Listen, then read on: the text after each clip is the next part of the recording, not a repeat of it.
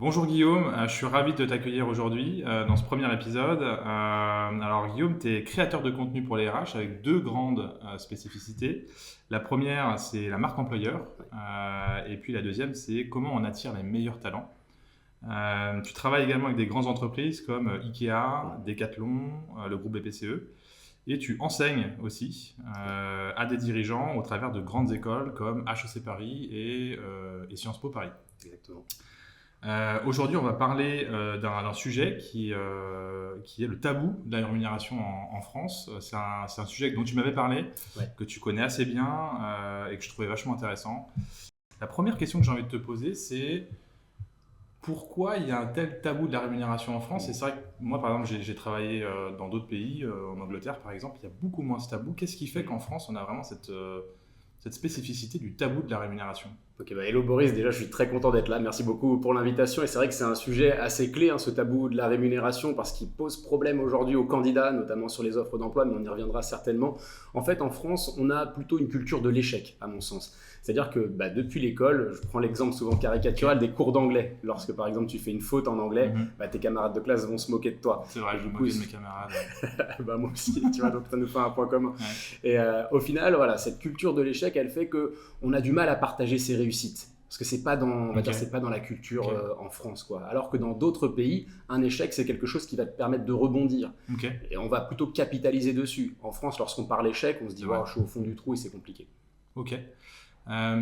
Est-ce que tu vois dans ce tabou des choses qui sont différentes en fonction des secteurs, en fonction des types de postes aussi? Est-ce que c'est plus valable dans certains cas que dans d'autres? En fait, tu vas avoir, oui, des secteurs d'activité dans lesquels on va plus parler de rémunération, j'entends par là, ou des secteurs d'activité ou des types d'entreprises. Par exemple, les startups, les petites entreprises innovantes, on va cultiver le mérite, par exemple. On va dire, voilà, tu vas pouvoir obtenir une augmentation au mérite, on va t'attribuer des stock options, des BSPCE, enfin, tout Ok. un tas d'avantages salariés, et voilà, c'est plutôt intéressant. Par contre, si on va dans des entreprises, et je caricature encore, des entreprises publiques, là, par les rémunérations, ça va être très difficile, parce que déjà, les rémunérations sont régies par des grilles, Ouais. et tu peux absolument pas sortir de ces grilles. Donc c'est un peu plus compliqué, un peu plus tabou, quoi. Ok. Ok. Et il y avait une autre question que je me posais là-dessus. On voit qu'il y a de très grosses différences culturelles d'une génération à une autre. Génération voilà, Y, Z, etc. Est-ce que tu vois des changements dans la relation qu'entretiennent ces différentes générations avec la rémunération? Est-ce que ça change beaucoup? Ouais. Est-ce qu'on va être dans un monde qui sera complètement différent dans 10 ans ou 15 ans? Ces générations nous auront remplacés sur... Alors, je sais pas si je vais être capable de prophétiser ce qui se passera Ouais. dans 10 ou dans 15 ans. Moi, ça fait plus de 10 ans que je suis sur la marque employeur. Et je suis content qu'on parle de génération parce que c'est vraiment le sujet par lequel j'ai débuté. Moi-même, j'étais, entre guillemets, représentant de la génération Y, Ouais. une génération qui était particulièrement difficile à attirer et à fidéliser. C'est la raison pour laquelle je me suis lancé sur les sujets de marque employeur. Et je sens en fait qu'aujourd'hui, alors déjà à l'époque, on parlait beaucoup de nécessité, de volonté, de transparence de la génération Y, et ça s'est accéléré, clairement. Ok. Autant avant, on avait envie de parler de rémunération en entretien de recrutement et ce n'était pas forcément facile, autant aujourd'hui, le sujet de la rémunération pour les candidats et les candidates, il doit arriver dès l'offre d'emploi. Mhm. C'est d'ailleurs le premier élément qu'on va rechercher dans une offre d'emploi, selon une étude Hello Work, qui montre, voilà, c'est vraiment le premier élément qu'on va rechercher devant la culture Ok. d'entreprise. Vachement intéressant. Vachement intéressant. Et du coup, par rapport à ça, tu vois des changements de pratique chez certaines boîtes, justement, qui Oui. voudraient attirer ces nouvelles générations. Est-ce que Oui. tu m'avais parlé quand même d'entreprises qui avaient des Oui, pratiques exactement. un peu spécifiques là-dessus. Mhm. Est-ce que tu peux nous en dire un peu plus? Alors, il y a des entreprises qui vont vraiment mettre les deux pieds dans le plat. Je Ok. prends l'exemple de Lidl, avec qui je travaille. Là, justement, on va lancer Ok. une petite série vidéo métier. Donc, c'est une entreprise qui ose, en fait, Ok. ose s'adapter aux nouveaux formats, aller sur TikTok, aller sur Instagram, etc. Et sur le sujet de la rémunération, c'est une entreprise qui ose afficher le salaire auquel on peut prétendre aujourd'hui, mais aussi le salaire auquel on va pouvoir prétendre dans 1 an, dans 2 ans, dans 3 D'accord. ans. C'est-à-dire que la fiche de poste, en fait, traduit ton évolution en termes de rémunération. Elle ne donne pas simplement le salaire net à un instant T, Ok. mais ce que tu pourras obtenir d'ici 2 ou 3 ans. Et puis le deuxième exemple, c'est une entreprise qui affiche pas clairement la rémunération, mais affiche le package de rémunération, la manière dont ce package se décompose avec ton salaire de base, ton salaire fixe, les avantages à côté, tout ce qui est partagé au sein de l'entreprise, comme voilà, les plans d'épargne entreprise, etc. C'est vrai que chez May, évidemment, on fournit les avantages aux salariés. On a pas mal de clients qui, en effet, maintenant, mettent vraiment le package d'avantages comme un des arguments phares quoi, de recrutement. Je n'ai pas encore vu, c'est vrai, de manière très fréquente, directement la rémunération. Mais toi, tu penses que c'est quelque chose qui va émerger? Ça va se généraliser. Moi, le retour que j'ai des personnes que je connais chez Lidl, c'est que c'est ultra positif, c'est ultra apprécié en fait, de la part des candidats et des candidates. Alors, c'est pas à moi de poser les questions forcément, mais toi, j'imagine que tes clients chez May sont justement satisfaits d'afficher la rémunération. En tout cas, les candidats le sont, quoi. Ok. Au-delà de ça, il y a un sujet qui est en train d'émerger de plus en plus, qui est lié à un changement réglementaire, c'est la transparence. Il y a une nouvelle directive européenne qui a vocation à essayer de renforcer l'égalité homme-femme et qui va obliger les entreprises à finalement rendre beaucoup plus transparent leur politique de rémunération, leur grille de rémunération. Comment tu vois, qu'est-ce que tu en penses déjà? Qu'est-ce que tu trouves bien là-dedans? Qu'est-ce que tu trouves pas bien là-dedans? Et surtout, comment tu vois un peu les choses se passer dans les entreprises par rapport à ce changement réglementaire qui devrait quand même avoir un assez gros impact? Alors je pense que ça va dans le sens de l'histoire, parce que cette histoire se crée par le biais des générations qui arrivent sur le marché du travail aussi, et on le voit, leurs exigences à ces nouvelles générations, c'est la transparence notamment. Et donc je pense que c'est intéressant de pouvoir afficher ces éléments. Maintenant, il faut savoir que l'écart en termes de rémunération en général entre les hommes et les femmes se creuse lors des congés maternité. C'est souvent à ce moment-là justement que se creuse cet écart. Donc le gros challenge, l'enjeu finalement, ça va être de combler cet écart qui est lié à un congé maternité. Donc je ne sais pas comment les entreprises vont adresser ce sujet-là. En tout cas, d'être transparent par rapport à toutes ces thématiques, forcément, ce ne sera que bénéfique. En fait, les candidats aujourd'hui qui arrivent sur le marché du travail, ils sont particulièrement anxieux. Je lisais une étude d'ailleurs hier qui montrait qu'il n'y a jamais eu un tel niveau d'anxiété parmi les 18-24 ans. Ils sont anxieux de tout et en particulier de la carrière qu'ils vont pouvoir embrasser et vivre sur le long terme. Et donc le rôle d'un employeur aujourd'hui, c'est de rassurer en fait ces candidats anxieux et de leur apporter un maximum d'éléments en toute transparence. Ok, super intéressant. Est-ce que tu vois des choses négatives en fait qui vont ressortir de ça? Je sais pas, j'imagine des entreprises qui ont aujourd'hui des politiques qui sont très très hétéroclites. Est-ce que ça peut créer des débats internes? Il va y avoir quand même une phase de transition où ça va être un peu le lever de rideau et tout le monde va voir tout le monde. Comment tu vois cette phase qui va être un peu particulière, je pense? En fait, même au-delà de ma propre perception du sujet, c'est aussi la perception de mes clients. Moi, je travaille avec de grandes entreprises, je travaille aussi avec de plus petites structures qui justement ont peur justement de ce type de directive parce qu'elles ne se sentent pas à la hauteur.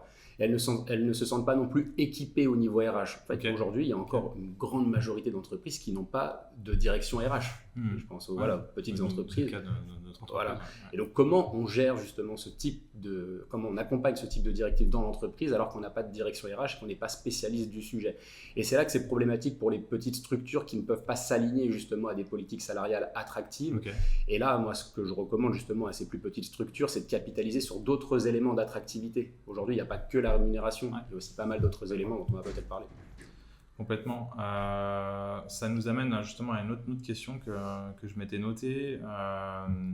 C'est la place de la rémunération dans le choix de son futur job ou de son job. C'est évidemment un élément essentiel. Comment tu le vois en termes de hiérarchie par rapport à d'autres éléments? On parle beaucoup de sens au travail, de relation avec ses collègues, relation avec son manager, etc. Et on dit que voilà, ces critères-là ont pris le pas. Est-ce que c'est réel? Comment tu vois les choses là-dessus? Alors d'une étude à l'autre, les critères changent. C'est-à-dire que tu prends une étude, je sais pas moi, de Randstad, tu prends Universum, tu prends Choose My Company ou Top Employer, on va avoir des critères qui varient d'un classement à l'autre. Sur l'offre d'emploi, c'est toujours la rémunération, c'est l'information qu'on va chercher en tant que candidat. Par contre, ce n'est pas forcément ce qui va nous motiver le plus. Il faut savoir que la rémunération, en fait, elle vient valoriser un travail. Et tout le monde, quelle que soit d'ailleurs sa génération, a envie d'être valorisé selon le travail qu'il apporte. Donc ça, c'est déjà un prérequis. C'est souvent d'ailleurs dans le top 3. La rémunération arrive toujours dans le top 3, donc c'est un prérequis. En fait, pour moi, le classement importe assez peu. À partir du moment où on est dans le top 3, c'est un sujet qu'il faut absolument adresser. Maintenant, tu parlais de sens au travail. Et pour moi, c'est justement Le sujet clé aujourd'hui, l'épanouissement professionnel, le sens au travail, c'est finalement l'alignement entre mes valeurs personnelles en tant que candidat et les valeurs véhiculées par l'entreprise.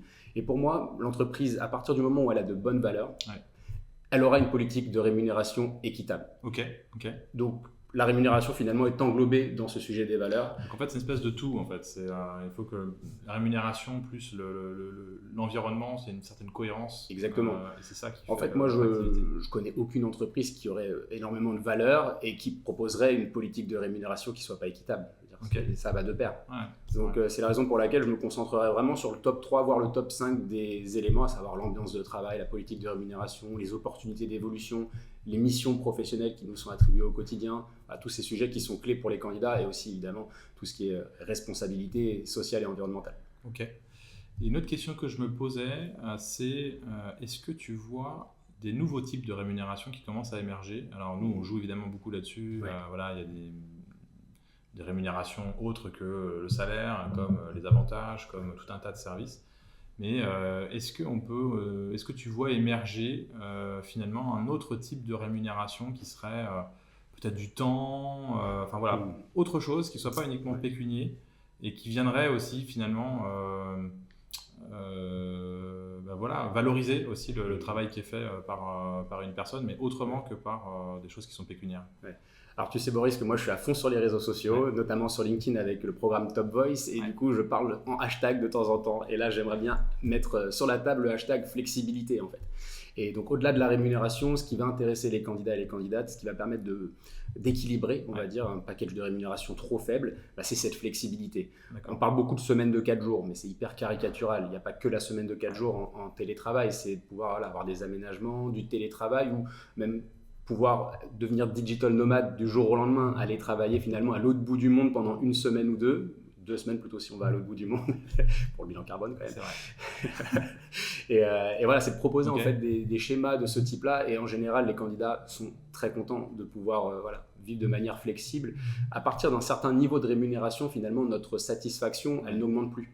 Ça, c'est ce que les études montrent aussi. C'est vrai. C'est vrai que le bonheur n'est pas corrélé, passer un certain cap, le bonheur est complètement décorrélé. Donc ce que tu dis, c'est vraiment une notion de liberté qui nous est en plus super chère chez May. Cette notion de flexibilité qui va venir aussi compenser et quelque part valoriser aussi le travail qui est fait. Exactement. Ok. Ton avis sur le marché du recrutement aujourd'hui, est-ce que les choses évoluent par rapport à tout ce qu'on s'est dit? Alors, tu as commencé à identifier des tendances qui arrivent, mais qui sont vraiment très très naissantes. Est-ce que tu vois d'autres choses plus globalement sur le marché du recrutement? En fait, ce que je vois sur le marché du recrutement, c'est qu'on est dans une logique d'accompagnement, de plus en plus dans une logique d'accompagnement de talents, de candidats, de ce qu'on peut appeler des potentiels. En fait, on n'est plus tellement, on est de moins en moins en tout cas sur du recrutement au diplôme, sur du recrutement à de l'expérience, déjà parce qu'il y a de grosses difficultés de recrutement pour les entreprises, donc elles peuvent de moins en moins se permettre de recruter au diplôme ou au niveau d'expérience. Et donc, on va recruter des personnes qui ont un certain bagou, ont une volonté d'entreprendre, ont des qualités humaines en fait dont on a besoin au sein de l'entreprise, même si elles n'ont pas de diplôme et pas d'expérience. Donc ça, c'est vraiment une grosse tendance aujourd'hui. Et pour accompagner ces candidates et ces candidats vers le marché du travail, on va créer du contenu, tout simplement. Créer du contenu qui réponde aux préoccupations de ces candidates et ces candidats. Et ça passe par exemple par de la création vidéo, ça passe par du podcast par exemple aussi, ça passe par des articles en ligne, et ça c'est très prisé par les candidats aujourd'hui, ou les avis des salariés en ligne aussi très prisés sur des plateformes diverses comme Indeed, Glassdoor ou autres. Ok, donc là c'est pas tellement dans le contenu, mais c'est également dans la manière de faire que ça change énormément. C'est ce que tu nous... Exactement, on s'adapte en fait aux canaux utilisés par ces candidates et ces candidats. Ok. Il y a une question qu'on pose à toutes les personnes qu'on fait venir dans ce podcast. C'est la question mystère. La question mystère, la question de la fin.